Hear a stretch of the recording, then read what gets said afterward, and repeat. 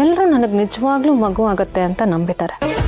ನಾಳೆ ದಿನ ಈ ಸತ್ಯ ಸುಳ್ಳು ಅಂತ ಗೊತ್ತಾಗೋದ್ರೆ ಹೇಗೆ ರಿಯಾಕ್ಟ್ ಮಾಡ್ತಾರೋ ಏನು.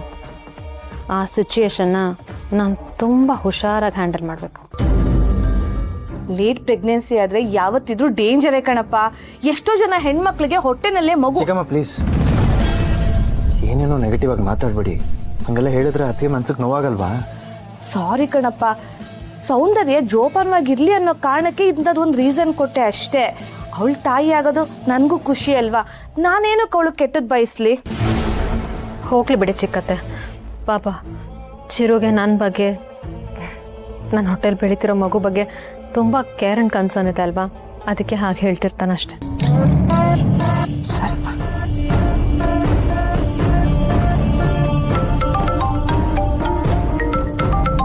ನರ್ಸ್ ಅಂತ ಬರ್ತದೆ. ಓಹ್, ಮೋಸ್ಟ್ಲಿ ನರ್ಸ್ ಬಂದಿರಬೇಕು ಅನ್ಸುತ್ತೆ. ನಾನೇ ಬರೋದಕ್ಕೆ ಹೇಳಿದ್ದೆ. ನನ್ನ ಪ್ರೆಗ್ನೆನ್ಸಿ ಸ್ಟಾರ್ಟಿಂಗ್ ಸ್ಟೇಜಿಂದ ಆ ನರ್ಸೇ ನನ್ನ ಹೆಲ್ತ್ ಎಲ್ಲ ಮಾನಿಟರ್ ಮಾಡ್ತಿರೋದು. ಅವ್ರಿಗೆ ನನ್ನ ಪ್ರೋಗ್ರೆಸ್ ಎಲ್ಲ ಗೊತ್ತಿದೆ. ಪ್ರೆಗ್ನೆನ್ಸಿ ಟಿಪ್ಸ್ ಎಲ್ಲ ಆ ನರ್ಸೇ ನಂಗೆ ಕೊಡೋದು. ಬಂದಿದ್ದಾರ ನೋಡು. ನೋಡ್ತೀನಿ.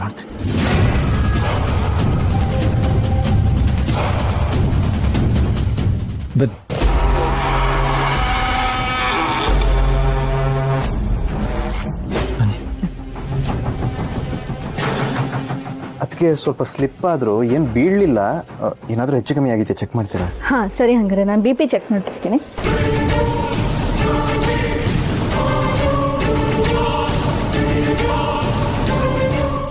ನೀವೇ ಯಾಕೆ ಫೇಕ್ ರಿಪೋರ್ಟ್ ಮಾಡ್ಸಿರಬಾರ್ದು? ನಂಗೆ ನಿಮ್ಮ ಮೇಲೂ ಡೌಟ್ ಇದೆ. ಇವಳನ್ನ ಇಲ್ಲಿ ಕರ್ಸ್ಕೊಂಡು ಇನ್ಯಾವ ಡ್ರಾಮಾ ಮಾಡಬೇಕು ಅಂತ ಅನ್ಕೊಂಡಿದ್ದಾರೆ.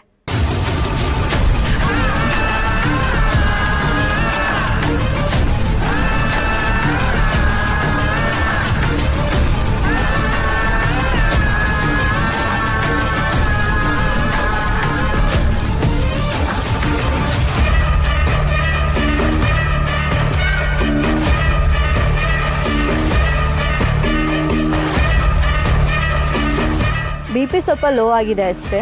ನೀವು ನಿಮ್ಮ ಅದಕ್ಕೆ ಆರೋಗ್ಯದ ಕಡೆ ಸ್ವಲ್ಪ ಕೇರ್ಫುಲ್ಲಾಗಿ ಗಮನ ಕೊಡಿ ಸರ್. ಬಾರದ ವಸ್ತೆಲ್ಲ ಎತ್ತಕ್ಕೆ ಹೇಳಬೇಡಿ. ಇವರನ್ನೊಬ್ಬರೇ ಎಲ್ಲಿಗೂ ಹೊರಗಡೆ ಕಳ್ಸಕ್ಕೆ ಹೋಗಬೇಡಿ. ಮುಖ್ಯವಾಗಿ ಇವ್ರು ಮೆಂಟಲಿ ಸ್ಟ್ರಾಂಗ್ ಆಗಿರಬೇಕು, ಕೋಪ ಮಾಡ್ಕೋಬಾರ್ದು. ಕೇಳಿಸ್ಕೊಂಡ್ರ? ಇನ್ಮೇಲಾದರೂ ಅವ್ರು ಹೇಳಿದ್ದನ್ನು ಫಾಲೋ ಮಾಡಿ. Yes sir. ಯಾವುದಕ್ಕೂ ಇವತ್ತೊಂದ್ಸಲಿ ಹಾಸ್ಪಿಟ್ಲಿಗೆ ಬಂದು ಚೆಕಪ್ ಮಾಡಿಸ್ಕೋಬೇಡಿ ಮ್ಯಾಮ್. ನಾನು ಕರ್ಕೊಂಬರ್ತೀನಿ. ಇಬ್ರು ಸೇರ್ಕೊಂಡು ಚೆನ್ನಾಗಿ ನಾಟಕ ಮಾಡ್ತಿದ್ದಾರೆ.